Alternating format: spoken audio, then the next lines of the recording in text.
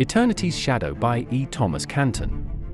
Copyright 2024 E. Thomas Canton. All rights reserved.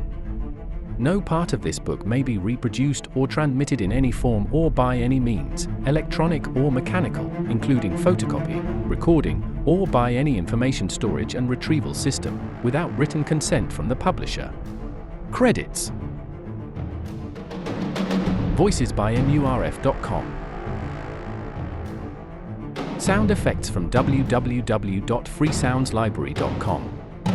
And additional sound effects from www.zapsplat.com and pixabay.com. Music by www.zapsplat.com and IB Audio.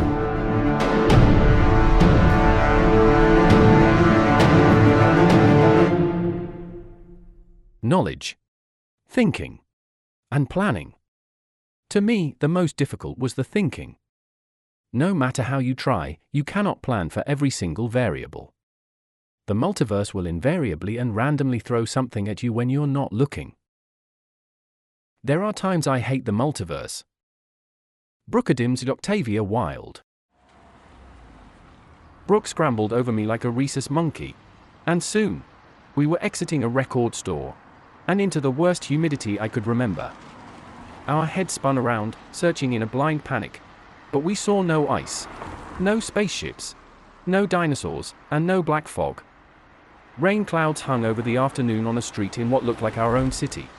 Well, that is if our city had effective civic planning. Streetcars ran along the avenue, shops were open, and people were milling about as they do in their summer clothes. Breathing a sigh of relief, I looked around. We must have arrived in mid-July. This world reminded me of a painting I once saw in an art gallery. A misty, half-remembered image of a hazy afternoon during a warm summer rain. I remembered thinking that I would like to experience an afternoon like that. It seemed like such a perfect moment.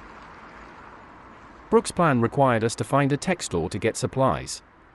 We wandered eastward for no other reason than that we were facing in that direction. A few fashion shops, a couple of dodgy greasy spoons, and several convenience stores, but no tech shops. A kind passerby directed us north on Queen Diana Avenue to College Street where, she said, we would find a rash of computer stores. Within the hour we'd arrived, and began searching for a store that had what we needed. The 8th or 9th store we visited had all the elements we were searching for. Brooke would enter first, keeping the clerk busy with technical questions while I would enter a moment or so afterwards, and shoplift what we needed. She took a deep breath and walked out of the heat and into the air conditioning. The shop itself appeared quite narrow, but deep, while being a little on the grungy side of clean. The clerk's counter sat opposite the glass display cabinets.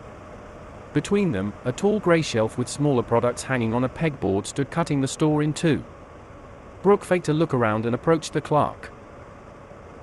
I entered the store right on cue. As I passed Brooke, I heard her bombard the poor kid with questions so technical he spent more time stuttering than answering. Taking the 2 steps up to the back section of the store, I began my criminal career. I loaded my coat pockets with radio microphones, microprocessors, and other ill-gotten gains. Looking at the clerk, I couldn't help but notice he couldn't have been over 17. I felt bad for him.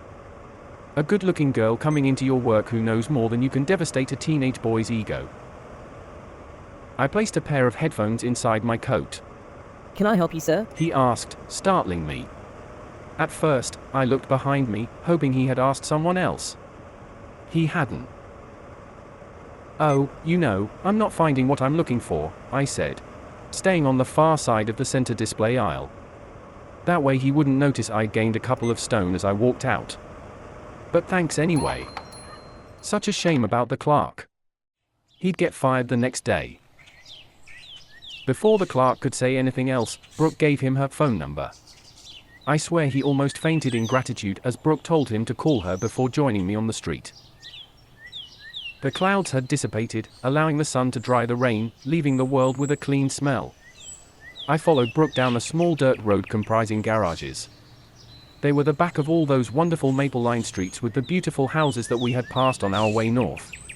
Brooke pointed ahead of us to a garage that, in faded, peeling white paint, had a phone number and the words, Bob's Electrical Service and Wiring. With surprising skill, Brooke picked the padlock on the garage door, and we entered. The afternoon sunlight struggled through the dusty, cracked window on the west wall. Closing the door behind us, I switched on the lights to see that we were in an electrical workshop. To be sure, the room was small and filthy, but as I watched Brooke gather soldering irons, pliers, and other tools, I concluded it had what she needed. I set all my contraband on the work table as Brooke plugged in the soldering iron, before dismantling the radio microphones. Nodding toward the door, Brooke said, "Keep an eye out for Bob." Opening the door a sliver, I peered out. I could see the driveway, so I should have noticed if someone pulled in. "So, what are you doing with those things?" I asked. "I'm creating a wireless set, so we can communicate through different dimensions." "So we would use the CCP as an antenna directing signals from your wireless to mine?" She paused. Her silence raised my curiosity, so I turned to her to find Brooke looking at me. "Yeah." She turned back to her work. "Listen. I'm sorry. You know. If I'm not." "It's okay. I know the toll it took on my mom when she lost my father to the pandemic. And the toll it took on me when she passed." "Sorry. I didn't know. So where is it you're from anyway?" "The prairies. I grew up on a wheat farm. Only child. "Sounds nice." The summers were. I hated the winters. The constant brutal cold. Never any relief." "Can I ask you something?" "Of course." "You've read the file the bishop had on me, right?" I nodded. "Was there anything on where I came from? Who my parents might have been?" "No. I'm sorry. They had no more idea where you came from than you do." She paused before returning to her work. "So, what's the plan?" Trust me. It'll all work out." It bothered me to distraction that Brooke wasn't discussing her plan.